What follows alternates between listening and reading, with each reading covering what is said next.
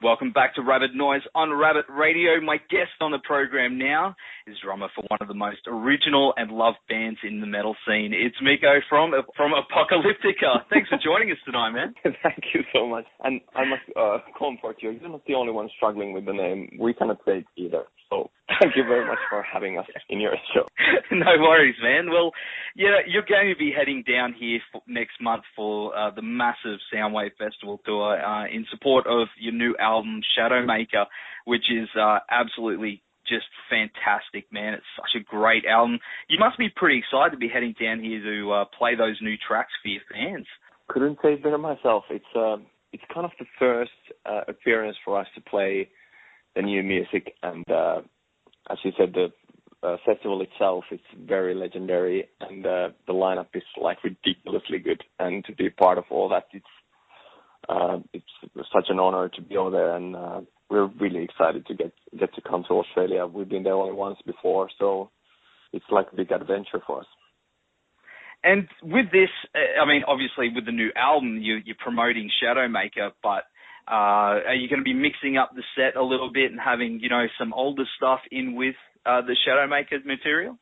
Oh, definitely. We played so few shows in Australia, so we're definitely going to play songs over there that we actually don't play anywhere in the world anymore, because we wanted to, our fans over there who has been like following us for 20 years soon, we want them to we want to treat them in the best ways we ever can. We're going to play some old Metallica covers we don't ever play anymore. We're going to do some songs from the older albums in between as well, and surely we're going to play a few tracks from the forthcoming album as well. And I think actually we're going to play the first single called Cold Blood will be out in just maybe 1 month, and it will be the first time ever when we're going to play that live. So it's very special for us as well, and we hope our audience will love it. I think we're going to get spoiled, really, by the sounds of things. we hope you feel like that. I already feel like that from what you've been saying. That's amazing. I mean, yeah, cool. Bring it on, man. That sounds like it's going to be one set not to be mixed. So, what's your favorite track off the new album to play? We haven't played those songs actually in maybe 4 months. We rehearsed them a lot, and then we recorded them, and ever since we have not been playing even together. We've been just like recording individual parts. Now the album is going to be, I think there's 2 songs more to be mixed, so it's been a time since we are actually having our first band rehearsals now this Saturday, and then we're going to rehearse for the next week, and the week after that as well. So I really cannot say what is the favorite track to play, because they have changed also during the recording process. So it's exciting. I really like Shadowmaker, which we have kind of put out for people to stream it, which is this song which has got so many different sides within one song. So that's fun for that occasion. But there are a couple really like epic mellow tracks, like almost Pink Floyd-y vibed, very dark, very deep things, which I expect that we can do great justice also live. Oh, man, I really can't wait to hear some of that, because it is a good album, man. Like, I've been lucky enough to hear it, and, man, it's some of the stuff. It's definitely a journey, that album. It definitely takes you on a ride. So, yeah, you guys just absolutely well done. I think everyone is just going to love it. So you're also going to be playing the 70,000 Tons of Metal cruise in the US before you head over here. And I know a few people that are actually going off to that next week, and they're so excited to see you guys as well. So, that's with Behemoth and Arch Enemy. Have you done one of those cruises before? Never before, and that's kind of a fun start for this year, that we do these 2 very legendary things, 70,000 Tons of Metal and Soundwave, and both for the first time in our lives. So I think we are kind of spoiled to be able to experience both of them just to the head of the year. And that's like 4 days as well, isn't it? Yeah, I'm terrible with schedules.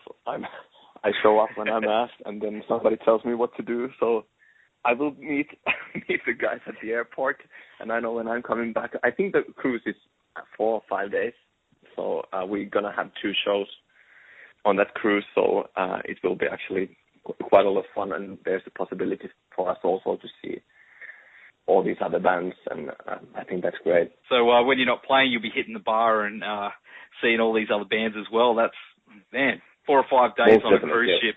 Absolutely jealous. I've heard it's a great fun, the whole cruise, so I'm really looking forward. And that's so cool. Well, outside of playing, what's your most memorable festival experience? There are quite a few. Like couple of super intense ones in like South America. Like we were headlining, and it was weird. Like the city festival in Bogota in Colombia. There were, I don't know exactly how much there was, people, over 100,000 people, and for some reason we were headlining that festival, and it was just like, it was ridiculous how much people there was, and the nights are so dark, and people are so excited and warm and welcoming, and that was kind of like one of the coolest experiences ever. And there's so many, and I wouldn't put one above the other, and I think we're just lucky to be able to see so much and to meet people all around the world. I think that's what makes us really privileged.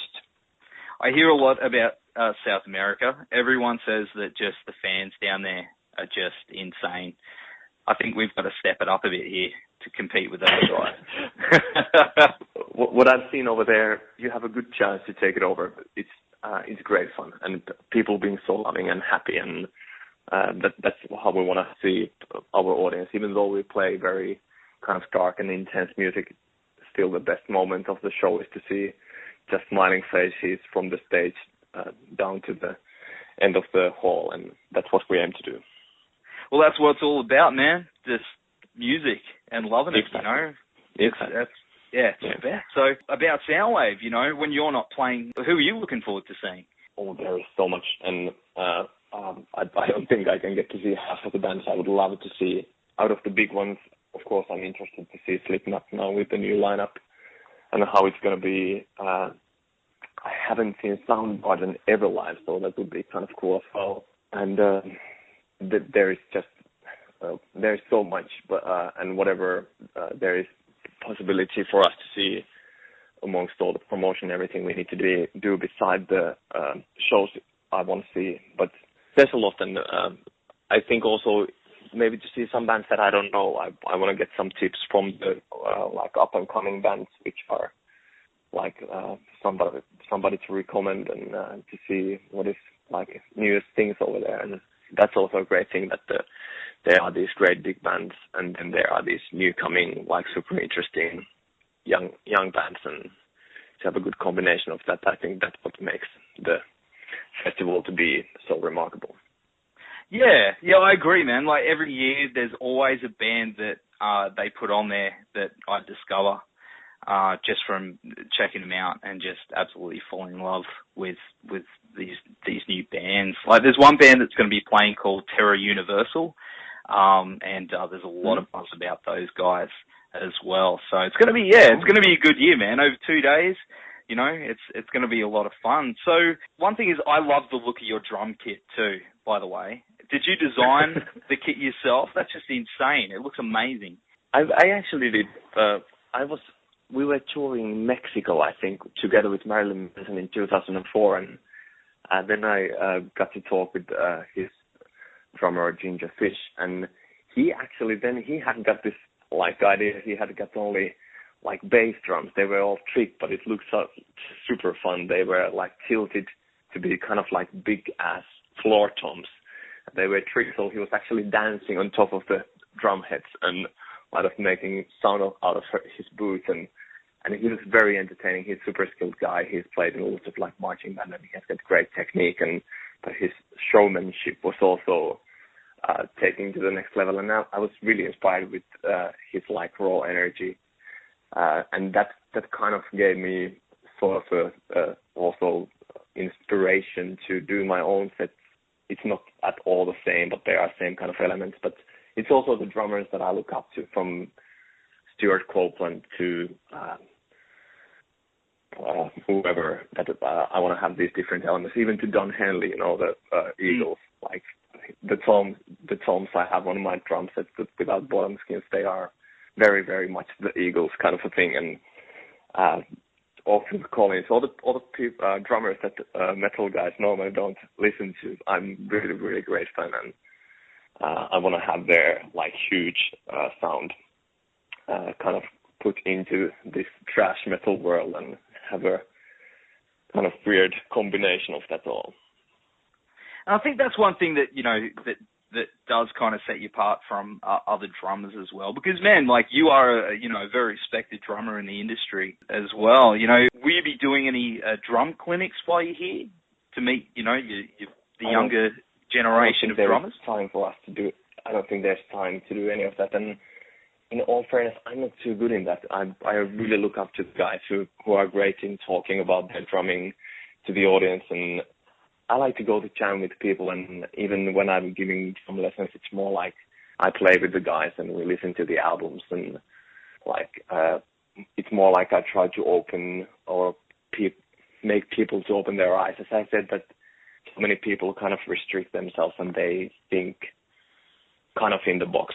Like I said, Phil Collins, I don't know about the few metal drummers who are crazy for Phil Collins, but he's one of the most amazing rock drummers, and never mind his ballad, but just listen to the drummer, and that's something I want people to kind of like give up your judgment and just listen to the music. And also I'm a big fan of all jazz and kind of understanding the development from Buddy Rich to and if you talk with the guys, it's like Dave Lombardo's biggest influence is Buddy Rich, who was a big band drummer, and Lombardo himself being like a crazy ass metal drummer. And there's like so much just like when you are not restricting yourself style-wise that you can explore and find.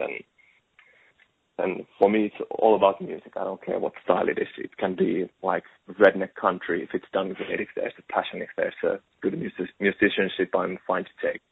Whatever you can sort of draw your influence, man, it shouldn't really matter, really, does it? No, not at all. And I think just to find the joy and kind of be able to hear the essence and the kind of the heart of the song. I mean, you can wear whatever kind of clothes. You can dress up to be a steampunk person, or you can dress up in the finest suit, but it doesn't really tell everything about your heart. And I think that's the same thing with the music. It can be dressed up in different ways. It can be, I said, it can be country, or it can be like folk music, or it can be like most evil Norwegian black metal. And so the core of the music can be very sane, and that's what I always try to hear. That's awesome, man. Well, I was actually surprised. Recently somebody sent me a video of Stevie Wonder behind the drum kit, and I was just absolutely blown away, man. Like, I didn't know he could play drums, let alone just amazing, man. I wish, for instance, one of his most well-known tracks, there's 2 drums, it's actually him playing, and most of those, like, old guys, Michael Jackson was actually very good drum player, and the Prince, of course, he plays drums like no one else, and all these dudes, they are, and that's exactly to understand the musicianship and to respect that one, and like to feel the music no matter what the style is. You don't need to like R&B, or you don't need to like soul, but you need to look up to Stevie Wonder because he's one of the greatest musicians ever, and that is the thing for me. It doesn't just make you red with envy, green with envy, I should say, with some of those guys. They're just so multi-talented. I'm just, I don't envy them. I'm just, it brings, in all honesty, it brings me joy to see somebody to be so crazy good. And luckily there is only one Stevie Wonder out of 7 billion people, so it also tells us about the perspective how amazingly unique those guys are. Damn right, dude. Well, what advice would you give to young drummers out there that are trying to break into the industry and get to your level?